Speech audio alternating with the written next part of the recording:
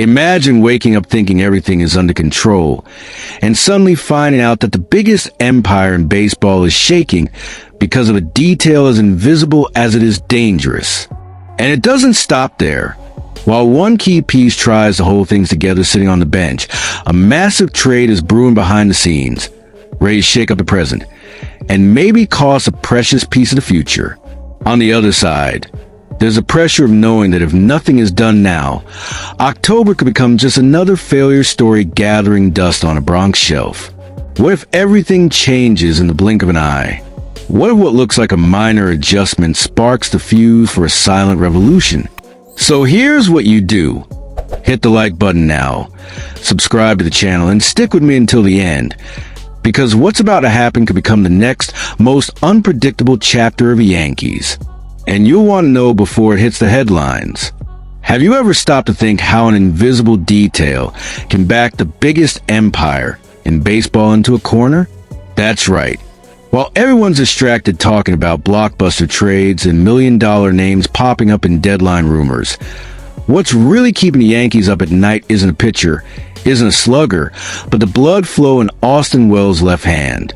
A problem so silent no one dared to say a word until it became impossible to ignore. In the hallways of Yankee Stadium, the ones whispering about this are people who practically live in the bullpen. Wells sat out the third game against the Athletics last Sunday with no prior warning, no official note for the fans. The clue came from the people who track every step these kids take. True insiders, counting every heartbeat, every glove adjustment. The wonder kid who started the season on fire, remember? A home run right off the bat, first at-bat, is now sitting on the bench, holding his hand, waiting for test after test to find out if the blood is flowing as it should. And you know what's most unsettling? This vibe of, it's not serious, but we're not going to say everything's fine either. The front office keeps repeating, it's not a clot, it's nothing catastrophic. But anyone who knows baseball knows, when the body starts failing in such a delicate detail, it can be the beginning of a crack no one can seal up later. A catcher lives by his hands. One to catch 98 miles per hour rockets, the other to grip the bat and change the game with a swing. Without that, there's no mask, no shin guard that can save you. It's ironic, because Wells isn't just another prospect. He's one of the best hitters at his position today. 11 home runs, 45 RBIs, numbers many veteran catchers don't put up in an entire season. Sure, in the last 13 games, he's hitting .159, but who doesn't hit a slump when they're sitting on a volcano about to erupt inside their own body? Can you imagine the psychological weight?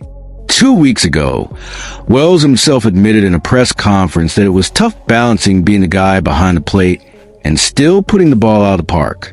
Some people think that's just an excuse, but all you have to do is look back at what happened with Gary Sanchez. The Bronx has no patience for a catcher who struggles. One day you're the future of the position, the next you're trade bait, or worse, the punchline of a bar joke in Manhattan. And what if the so-called circulatory issue is just the tip of the iceberg? What if Wednesday comes? The tests don't show anything conclusive, and the kid keeps feeling that tingling. What if he decides to push it, comes back too soon, and makes it worse? That's when the paranoia sets in for the fans. Because anyone who lived through the never-ending saga of 2022 knows how one hole in the lineup can become a domino knocking others down. A catcher out of commission means more pressure on the rest of the infield, more pressure on the pitching staff, more room for mistakes. And when you look at who steps in, Ben Rice is a promising kid, does the basics, keeps the pitcher calm, but he doesn't have the same offensive impact, doesn't carry that halo of hope Wells brought in the first month of the season.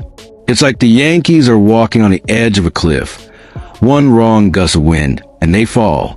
And what if it were another team? Think about the Dodgers, the Astros, teams that know how to improvise when they lose a piece. But in the Bronx, everything is amplified. The tabloids blow it up, the fan paying big money for a bleacher seat demands accountability like a shareholder. Every swing Ben Rice misses will be a reminder, where's Wells? And the craziest part is the Yankees' own history has been here before. Just remember when Jorge Posada held it down while hurt for nearly an entire season back in the early 2000s.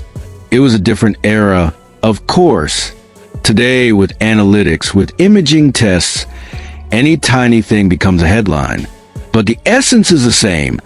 A catcher who isn't 100% is a ticking time bomb. Some people see this as fuss over nothing. Oh, it's just the left hand. It's circulatory. It's not a ligament. It's not a knee. But try saying that to the guy who has to block a breaking ball that bounces in the dirt at 92 miles per hour. Feel that impact in the glove, shake it off, and then swing hard in his next at-bat. The body takes its toll, and the mental side, don't even get me started. There's also the other side. That part of the fan base that would rather see Wells sit now, no matter the cost, than lose the guy for what could be a huge future. That's when the rumor turns into a bar debate. Some think resting him is smart. Others think it's too soft. But who's right? It's the kind of thing that even splits people who bled Bronx bombers since birth. Now close your eyes. Picture the kid sitting alone on the dugout bench, holding the glove with a hand that just won't cooperate. The bullpen noise, the crowd chanting, "Let's go Yankees," while the lineup tries to stay upright. It's such a cinematic scene, it feels written by a screenwriter. But it's real, and it's happening now. Maybe everything will be fine. Maybe Wednesday Wells will come back like nothing ever happened, crank another homer in his first at-bat, and make everyone laugh nervously for worrying so much. Maybe not. Maybe this rumor is just the first sign in the Bronx. The unpredictable is always lurking. Either way, one thing I guarantee you, every test, every rumor, every swing from now on will carry the weight an entire season.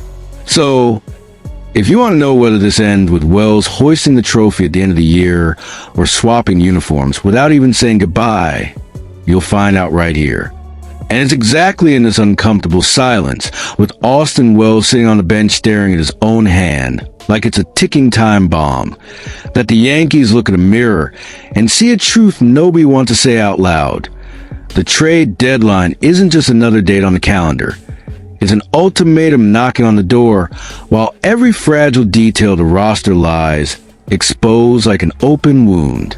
Because on one hand, the hole at the plate with Wells out already lays bare the lack of depth in the lineup, but on the other, it's impossible to ignore that this team, historic as it may be, is hanging by a thread when it comes to surviving October without falling apart. Every fan wearing that New York cap stitched on knows, you can't just kick down the road. A reliable bullpen arm has become a basic need.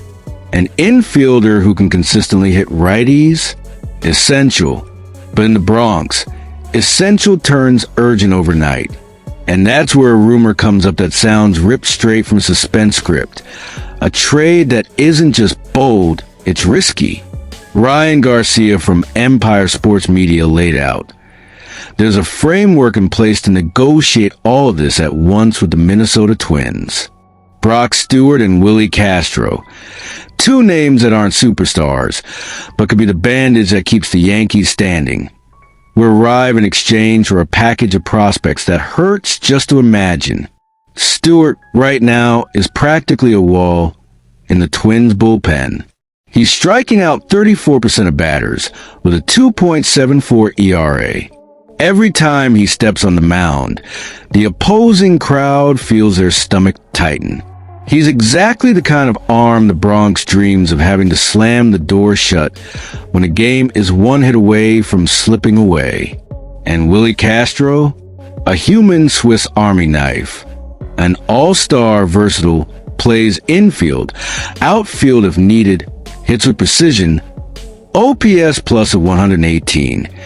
He's a guy who can turn a hole in the rotation into a chance to win. But no one here is naive enough to think this comes for free. Spencer Jones, just promoted to AAA, is showing the kind of power that brings back memories of big names from the past. A kid who could, in 2 years, be the next face on the Bronx mural. Elmer Rodriguez Cruz, a young righty dominating high A, 2.41 ERA, over 10 strikeouts per 9 innings. That's goal for a farm system that isn't exactly deep right now. And Brendan Beck, finally healthy, finally delivering what was expected of him. It's giving up the immediate future for a present that's still a gamble. And what if? That question never leave your mind. Would the Yankees pull the trigger, give up Jones, Rodriguez, Cruz, Beck, and Stewart can't sustain that dominance once the Bronx weight lands on his shoulders? What if Castro can't be that miracle utility man, leaving the lineup with the same hole when Wells comes back? If he comes back, still limping, at least in his head, this is where the ghost of history lives. It's not the first time the Yankees have stood face to face with this dilemma. Back in 2016, who doesn't remember Chapman leaving for Cleveland and coming back later?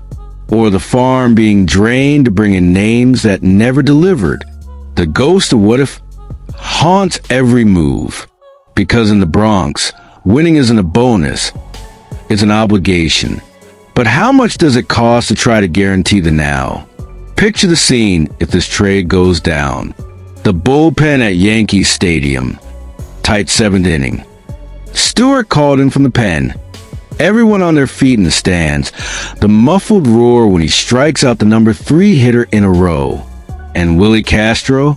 He could be at third base, second. In the outfield, the guy seems to appear wherever the team needs him most. Every hit he makes, every run he scores, a reminder that sometimes being bold is worth the price. But then there's the other side. The fan base, as bipolar as it is passionate, will be split. Some will applaud the guts. That's it, Cashman. Go for it. Bring reinforcements. Don't let this train derail. And others will swallow hard, eyes glued to minor league scoreboard, thinking, there goes Spencer Jones, there goes our next judge. It's the Bronx being the Bronx. Nothing is lukewarm here. And Austin Wells, in the middle of all this, becomes almost a walking metaphor. His hand throbbing, the doubt of whether he'll be back on Wednesday or if this circulatory problem will turn into a medical soap opera. Meanwhile, every trade rumor feels like a silent confession that the team knows they can't trust improvisation for much longer. The bullpen has shown cracks. The lineup has holes. And the AL East forgives no one.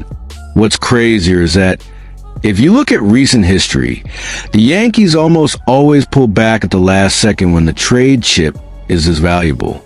The record says, if it's not a superstar, they usually don't burn a top prospect like Jones. But this year feels different. Urgency is breathing down the front office's neck. The vibe in the league has changed. Orioles flying, Astros surging, Rangers threatening, everyone's making moves. Anyone standing still sinks. And what if Cashman pulls back again? What if he lets it slide? Counting on Wells coming back 100%, Ben Rice holding things down, and the bullpen not melting in September. It's the kind of Russian roulette that could cost the season, or save the farm from an even deeper hole down the road. At the end of the day, the image that remains is this. The deadline clock ticks like a time bomb inside the Bronx. Wells sitting idle in the dugout, Castro and Stewart still wearing Twins uniforms, prospect with one foot in AAA and the other in a future no one can guarantee. And the question hanging in the air is always, is this: which version of the Yankees will have the guts to show up now? The team that clings to the future, or the one willing to pay the price to win today? Maybe this trade will become reality. Maybe it'll die as a rumor. Maybe Wells will come back hitting like nothing ever happened, making every fan laugh off the scare. Maybe not. But one thing's for sure. Here, every rumor matters. And at any moment, everything can flip upside down. So subscribe, because with the Yankees, the rumor never sleeps, never rests, and definitely never gives you a warning before it blows up. And here, I'll break down every detail before it hits the headlines. Stick around. October promises to be a long ride.